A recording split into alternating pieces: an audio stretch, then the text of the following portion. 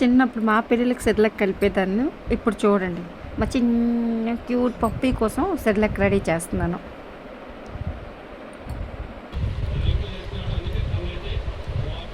మళ్ళీ అలిసిపోయింది. వెనక్కి ఎలాగవుతుంది ఇది మొత్తం ప్లేట్ ఎందుకు నాగుతున్నావు? అలిసిపోతుందిరా తినేసి. కొంచెం తింటుంది, చిన్నదే కదా.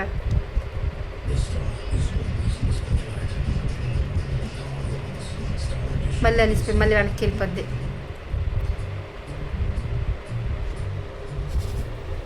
వెనక్కి అంటే యాగింగ్ ఎక్కువ వెళ్ళిపోయింది. ముద్దనీసి కావాలా దా